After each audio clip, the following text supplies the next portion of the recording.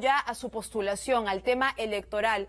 Muchos cuestionan por qué volver a la contienda electoral si tiene, por ejemplo, un antivoto bastante alto, el 73%, y además la sombra de los procesos en los cuales se le está investigando a usted y a su esposa, la ex primera dama Nadine Heredia.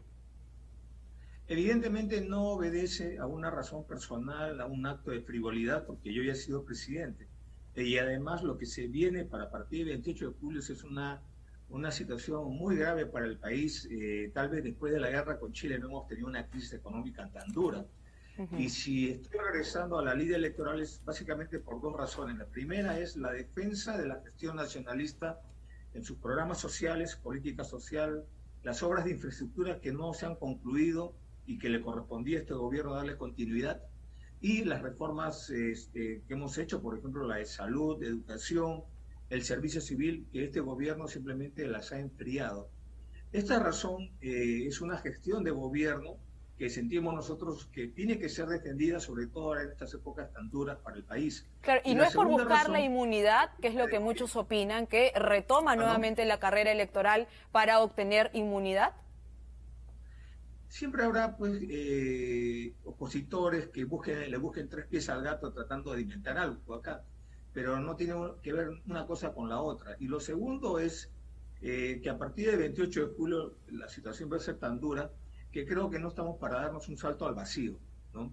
En este caso sería el único ¿Y cuál va a ser ahora entonces el postulado de su campaña? Porque recordemos que usted ha tenido, claro, usted ha tenido varias performances políticas. La primera, pues con un nacionalismo muy radical, muy fuerte, la del Polo Rojo, ¿no? La que lo puso, obviamente, en las simpatías de un sector del Perú. Luego cambió el discurso en una segunda postulación, con la camisa blanca, ya en una onda más edulcorada, y ahora, ¿cuál es el argumento o cuál es el discurso, la posición política que va a tomar para tratar de atraer el voto popular? Creo que todos hemos cambiado algo, la vida nos hace cambiar. Ustedes también en sus primeros pininos como profesionales del periodismo han ido evolucionando, madurando. Cambia, todo cambia. Claro, pero nosotros no intentamos tentar una presidencia. Un cargo público, al menos. Que son palabras mayores. En realidad la línea estratégica nunca he cambiado, porque si ustedes ven mi performance, más allá de izquierdas y derechas, siempre he trabajado para los de abajo. Lo que pasa es que acá hemos ideologizado la política y solo hay izquierda, centro y derecha, pero nadie ve arriba y abajo. Por ejemplo, el programa Beca 18 y Pensión 65, ¿son de izquierda o de derecha? Yo creo que son de abajo. O la longitudinal de la sierra que construimos, ¿no? De izquierda a derecha, es para los de abajo, ¿no? Igual. Pero si tuviera que definirse, porque sería bueno que lo diga también para que los electores tengan conocimiento, que es lo que se quiere, ¿no? Brindarle información a los electores. Nosotros defendemos a los de abajo. Y nuestros primos hermanos son los grupos de izquierda que nos acompañaron en la primera gestión de gobierno, porque coincidimos en la defensa de la justicia social, ¿no? Y luchar contra los niveles groseros de desigualdad. Por eso, por ejemplo, que nosotros estamos proponiendo la creación de un impuesto extraordinario a la riqueza, como también del Bono Perú, que son 800 soles mensuales durante un año para las economías más vulnerables de la población. ¿Y cómo va a ejecutarse este impuesto a la riqueza? Recordemos que ya se planteó también desde otros sectores, pero que pues se fue considerado también un abuso o en todo caso un tanto injusto para un sector de la población. ¿Cómo lo va a ejecutar usted? Por eso hay que tener experiencia, ¿no? Ahí es donde pesa más la experiencia que la improvisación. Nosotros tenemos experiencia. ¿Recuerda usted cuando creamos el impuesto a las sobreganancias mineras, que reemplazó al óvulo minero? Bueno, ese es un impuesto a la riqueza, ¿no? Pero para las empresas mineras. Pero ahora estamos hablando de un impuesto extraordinario a las riquezas por la situación de desastre nacional que estamos viviendo, porque tenemos que recuperar los niveles de inversión y de crecimiento económico que hoy día estamos en franco de crecimiento, ¿no? Entonces, nosotros sostenemos de que esto perfectamente se puede hacer con experiencia, sin abusos y con la mayor transparencia. Acuérdese además que a muchos sectores se les ha dado beneficios tributarios, como por ejemplo la ley de promoción de la agroexportación, y ahí sí nadie se ha rasgado las vestiduras cuando se le bajan los impuestos a los ricos.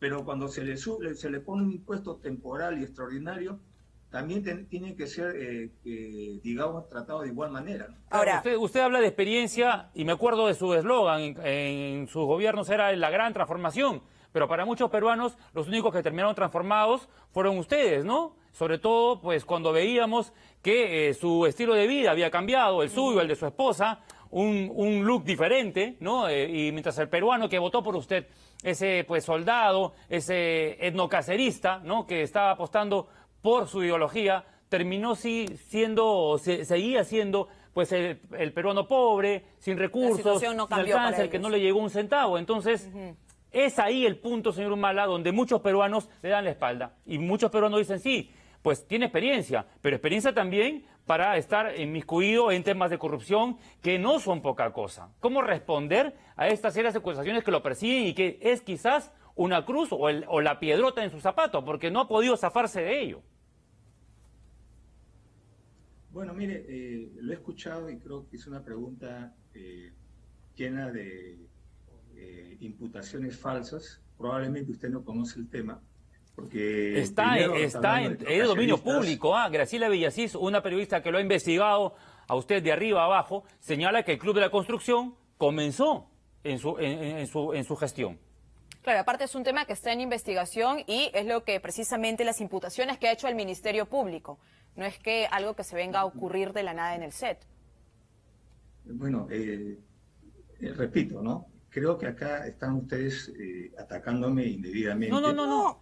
Injustamente, y denme un usted minuto para demostrarles lo equivocado y confundidos que están. Yo no creo que que haya una malintención, pero sí hay una confusión. A ver, primero, no tenemos nada que ver. ¿Pero me dejas hablar? Sí, claro que sí. Primero, no tenemos nada que ver con el etnocacerismo, y usted ha mencionado el etnocacerismo. Al inicio de su primera campaña, sí. Pero me dejas hablar, por favor. Sí, claro, señor Humala. Escuchado. Sí, tranquilo. He escuchado. Ahora, dame un minuto si quieres. La mitad de lo que te has utilizado para la pregunta, dámelo para responder. Lo escuchamos. También es falso que la señora Villasís haya dicho que el Club de la Construcción empezó en mi gobierno. Eso viene de la época de Fujimori. No solo lo dice Villasís, sino lo dice la Fiscalía. Entonces están confundiendo a la población. En tercer lugar, es grosero que ustedes hablen, o el periodista diga, de que el único que se transformó fui yo, ¿no? Porque ahí están mis pericias y acá estoy en política. Soy un presidente que ha dado la cara, ¿no? Y usted puede ir a mi casa y verá que es la misma casa con la que me casé antes de entrar a la política. Así que está faltando a la verdad. Y los que se transformaron fueron los cientos de miles de jóvenes que recibieron una beca, los cientos de miles de adultos mayores que recibieron una pensión 65, los cientos de miles, ¿no? Millones de peruanos y peruanas que se han beneficiado con el Plan Esperanza, un seguro oncológico gratuito. Podría seguir hablando si me lo permite. Claro, no, pero también los ricos se han beneficiado. Sus programas sociales son reconocidos, señor Humala. Sus programas sociales han funcionado posiblemente, sí. Claro que sí. O sea, ¿por qué negarle? No vamos a ser mezquinos. Sí, pero a lo que voy es que usted está faltando a la verdad porque no es cierto lo que usted ha dicho. Pero entonces explíquelo, porque no se ha podido. Usted en enero, uno de sus últimos tweets, sí reconoció que tenía esta amistad con este compañero que fue José Paredes, hermano del exministro de Transportes. Entonces, y este hombre, José Paredes, sí estuvo involucrado.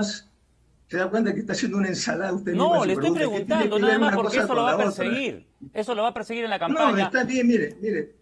Y mucha gente como usted también me va a perseguir diciendo estas cosas, pero no tiene nada de verdad. Yo tengo ya 5.000 y es bueno que sirva el espacio para aclarar en todo caso, señor Humala, el tema de que usted considera que no es cierto. Es buenísimo entonces que se le haga la consulta para que usted lo pueda aclarar lo que considera que no es cierto, porque lo que ha preguntado Fernando también tiene una base respecto al cambio que se dio, respecto no solo al tema de la imagen, porque muchos incluso indicaban, ¿no? Hablando de la primera dama Nadine Heredia, la ex primera dama, que decían, inició con una imagen completamente diferente, sí, la familia humilde, y de pronto fue cambiando. Entonces, esa es la consulta que se le hace para que lo pueda aclarar, porque lo que se quiere dar es información al televidente, que es el elector, y que es el que finalmente va a decidir su voto.